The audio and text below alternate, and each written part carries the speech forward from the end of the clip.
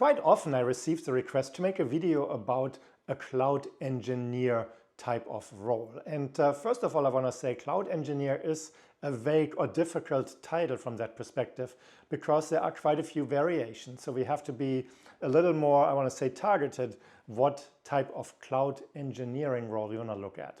So first of all, when you look at job descriptions for a cloud engineer, sometimes it's really just an overhyped job title for a system administrator. Read the job description and it's really just replace the word cloud with system administration or the engineer from that perspective, but it's often an overhyped title for a system administrator. Then you see job descriptions for a cloud engineer that heavily overlaps into systems design, systems architecture. And that is probably more an appropriate job title for a cloud engineer from that perspective. And then you also see job descriptions for cloud engineers that are actually roles for, I want to say, and I put this in quotes, software developers, because it's about writing code for software applications or systems in the cloud. So that's really when I started looking at the job title of cloud engineer, what I identified. So, but for this type of video, we go more towards that, I want to say, systems administrator, maybe systems engineer of designing architecture and solutions. We're not looking at the coding, software development side at all. So this is really what this video is about. So when I started looking at the different job descriptions to really identify, is there a foundation that we can use for a cloud engineer type of profession? And what I found, there are definitely some items, and I would say from what I mentioned first is really it's coming from the systems engineering side of thing, or maybe systems architecture a little bit.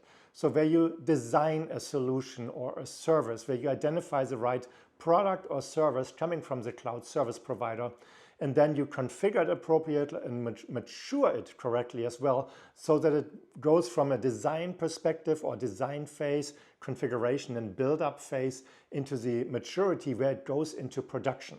So that's really where you have to understand the roadmap and all the system requirements and build and design a solution and lead it into that mature state where it goes into production, where theoretically it gets handed over to the systems administrators to manage it. Again, we're working in the cloud, and from a job title perspective, this would be one of those items where you really go from designing a solution, building it, maturing it, putting it into production, and then maintaining it as a system administrator at the very end. So this would be really from a very high level, and I'm very vague because I'm not mentioning the platform in this case, how this role could look like.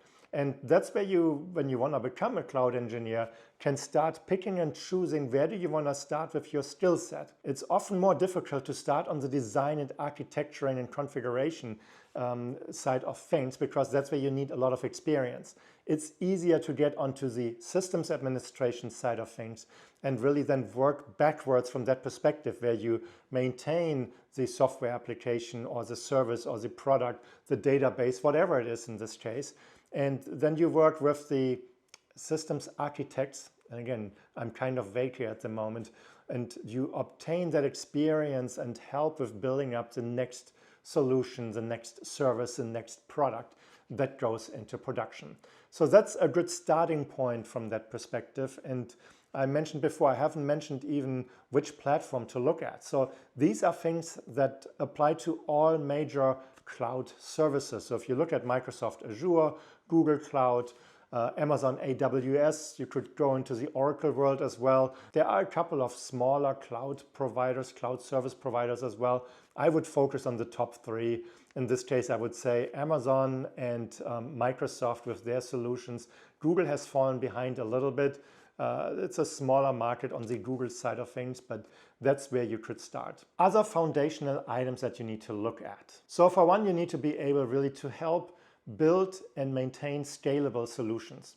And when I say maintain a scalable solution, so think about, let's say, an e-commerce business that does business 12 months a year, of course, but when Black Friday and Thanksgiving comes around, the websites, the services, the databases, everything related to its supply chain and just explodes because of the high demand when people start shopping for Christmas. So that's where you usually need a scalable solution where you can easily spin up additional systems that join, I want to say, a cluster of other equal systems, let's say a web server, so that the systems don't go down because of the high demand. Think of it as almost being like a denial of service attack. Suddenly you don't have the typical 50,000 users hitting your website a month. Suddenly you have 50,000 users per day hitting your website per day, and really then understand what is the load that the systems need to be able to handle.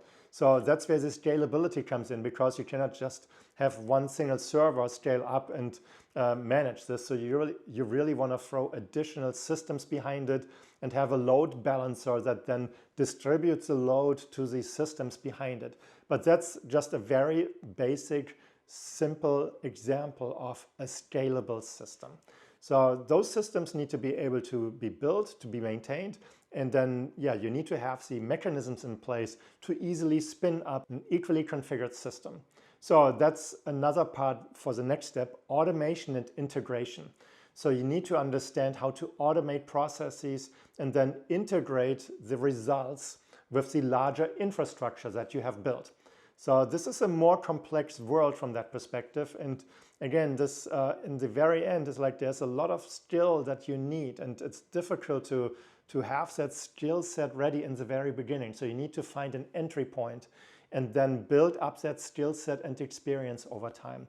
But these are the foundational items. So really being able to design, configure, mature a system, and then take it to the next level where you really think about scalable solutions. So how can you scale this up? The systems need to grow, and scale really is an important part there. So those two pieces, from a design and then scalability, automation, integrating the systems, that's really a critical part that you need to understand, and you need to build up that skill set. Now think about how you can build a roadmap. So it's not just you're putting out a system on day one, it will never change for the next 4 years. How do you even know what the life cycle is of that system? So that's where you need to work with the, I want to say the business side in this case, the business owner that owns the systems and that owns the service that these systems provide. So there's usually a life cycle where you go through, and this is version 1.0, version 1.1, version 1.5, version 2.0, and so on. So there is something that is called life cycle, and then you take it to the next steps. You look at a roadmap. So how do you build a roadmap and then execute that roadmap over time? So this is really the next step from the foundational portion that I'm talking about, and that helps you to expand not just your skill set, but your business understanding. And that leads you more then to the architecture piece and leads you away from basic system administration. So you grow in your role from a junior or mid-level to a senior level, and then really grow to become that engineer or the architect behind the technology that helps a business to build these type of solutions. Another part where this is also important is like if you think about migration between systems. So you have a system that sits on, I want to say, platform A. And for version 2.0, you build up a complete new set of infrastructure. We call it platform B. So how would you migrate the systems from platform A to platform B? That is one example of a migration. But it could also be that you're looking at migration when your company acquires another business and you migrate their systems, their assets into your existing environment. So that's another piece of migration. Or your company gets acquired and you have to help to migrate these systems into that new environment. So let's say company A is on Microsoft, company B is on Amazon AWS. The combined company doesn't want to maintain 2 cloud platforms. There could be a migration involved, and that's usually a longer term project. And again, you have to look at this now, okay, how do you move those systems over? Is it a very straightforward plan, or do you build a complete different product and then just migrate the data and the functionality over? Another part from a cloud engineer perspective is when you look at a hybrid solution where the company has a large footprint in the cloud, but they also still have a large footprint in an on-premises environment. So there is a different skill set required because you're now working in 2 worlds, and they can be quite different. On the cloud side, it could be very well be that you don't even see the underlying systems or operating system in this case. You will not see the hardware anyway. but the operating system potentially that is there. On the on-prem side, you're dealing with physical hardware, you're dealing with the operating system level, and then you're dealing with the application layer as well. So there is a different type of skill set required, but it's also a good starting point, because if you are familiar with the server side, the operating system side, you already come with a lot of knowledge. You have a good understanding of networking, TCP/IP, storage, building a database server, stuff like this. So this is knowledge that transfers over into the cloud. It will be used slightly different, but in general, there is a good foundation there for you really to work off. So when you start looking and you want to make that migration to become a cloud engineer, look at the job descriptions and identify where do you already fill the requirements of what that company is looking for, and what gaps do you have, so that you can build up the knowledge to fill those gaps. So next we will go to my computer. I will look at a few job descriptions. We take them apart so that you can get a better understanding and read those job descriptions to identify, is this really a cloud engineering role where you have responsibilities partially as systems architect, systems engineer, but also system administrator, or if these roles are really just glorified systems administration roles, but in the cloud. So let's look at this role of a cloud engineer. So first of all, this is, I want to say, not your typical job description. This one is very brief, and it has some, I want to say, duplicate parts in the job descriptions. So this is something where you really want to take a closer look and make sure you ask the right questions, because this type of job description, it could be more an engineering role, but there's also a lot of system administration role in there, and or maybe even network engineering. And that's, I think, where it's important for you to understand what is really this role, what are the requirements, where is the priority of this company in regards to that skill set. So let's take a look. Must have hands-on experience working in Microsoft Azure Architect design with well-architected framework. So that's more a certain, I want to say, engineering architecture type of requirement, but it's very vague. Then must have experience in understanding application flow and architecture patterns, including networking, storage, interface dependencies. So again, this one is a little vague. So this is more about the, I want to say, the application side and how the application connects from a networking and storage perspective. Again, this is vague, so you have to really try to get an understanding what is behind this, and that would be my take on this second bullet point. But again, this is something where you need to ask questions when you reach out to the company. The third bullet point, must have experience in building Azure subscriptions, management groups, setting up essential services and policies. This is super vague, so that's, I want to say, okay, Azure subscriptions, it's like, okay, what exactly are you looking for? Are you just adding additional resources? Do you add storage, whatever else? Just think of the Azure subscriptions and ask what's going on. Management groups. Are we talking really basic groups here and for the resources, or does this overlap into people as well? So again, I'm questioning this from a very simplified standpoint because it is so vague. The fourth bullet point, must have experience with Microsoft Azure services like VNet, gateways, VMs, load balancers, functions, AKS, key vaults, tagging strategies.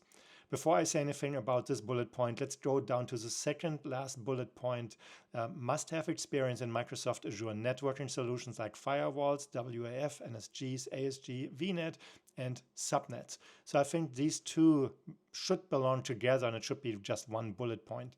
But this goes into the direction of really understanding the networking, understanding the different parts of a network solution. So here they mentioned firewalls, VNets, gateways, VMs in general. So just really, again, ask questions because it is not specific enough. Let's look at the remaining bullet points for this job description, then we move on. So the candidate should have a Microsoft Azure certification, preferred the AZ-303. You must have worked on Azure Cloud Adoption Frameworks. You must have some development knowledge for Terraform and ARM templates. So again, this is very vague and it sticks out a little bit. So is this really something that would be a nice to have, or is this a must-have requirement? So in summary for this job description, for one, it's very short. It's very vague. And for you as a candidate, you have to ask questions. So this is not an easy one to understand. And looking at this job description and then looking at the company, it's a smaller shop. And so for me, this would be more a warning sign. I'm probably not going to go there. This might turn into this jack of all trades, master of none. Yeah, I don't know. I don't want to judge this company. It might be a great company to work for. For me, this is something where it's like there's not enough information. It's a small shop. So it's an IT services, an IT consulting type of business. So is this something where I get out of this job what I'm looking for when I want to become a cloud engineer? Next, we're looking at this senior cloud engineer role, and you might not be at a senior level, but I think this will give you a good understanding of what this could look like and what I mentioned earlier in the video, where you have to potentially come with one skill set and build it up and build up experience and then move on to those senior level roles. So let's just read this here and I will give you my feedback accordingly. So seeking a senior level systems and cloud engineer for a full-time role. This role can be 100% remote. In addition to the technical capabilities, the ideal candidate will need to have excellent interpersonal skills. This role will be primarily serving external clients. So it's a consulting role, it's remote. That's where the interpersonal skills really are important, not only because it's more challenging to communicate with your peers, but you're also, it sounds like, customer facing. So you need to be able to present your solutions and your reasoning and yourself very professionally. So let's look at the primary responsibilities first, and then we look at the required skills. So lead and oversee the daily systems administration and strategic planning of Azure and AWS on behalf of your clients. So you manage the client system. So this first bullet point really is more the systems administration in this case, and of course strategic planning. This means when the clients have additional needs, that's where you switch hats from system administration more towards the cloud engineering or systems engineering type of role. You are asked to support junior engineers as an escalation point for the resolution of complex technical issues. That's normal. That's really just expected from a senior level engineer or systems administrator. You collaborate closely with senior leaders, architects, and other engineers to drive the successful delivery of projects and initiatives. Again, this is a consulting business, and that's where you have exposure not just to peers at your level or slightly below. Here you will be in front of senior leaders and architects and other engineers, and you have to be able to drive solutions, be part of a project, lead the project from a technical perspective eventually, and bring it to a successful closure. So I think this is really an exciting part of this role, because you will not just work on the solution. Here you are also asked to work with other people.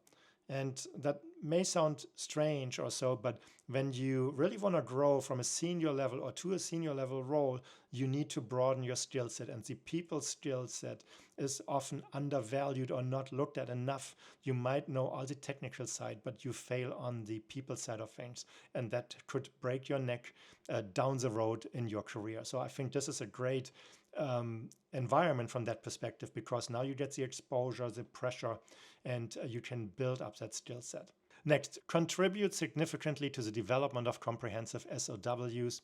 Those are statements of work estimates. So you get a new client and you prepare a technical solution, and that goes into that statement of work.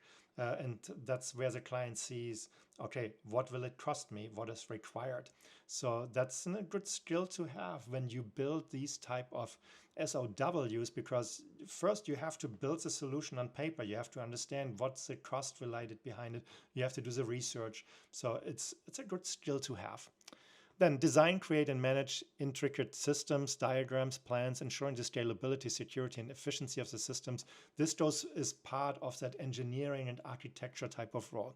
So before I continue here, I think we can stop for this job description.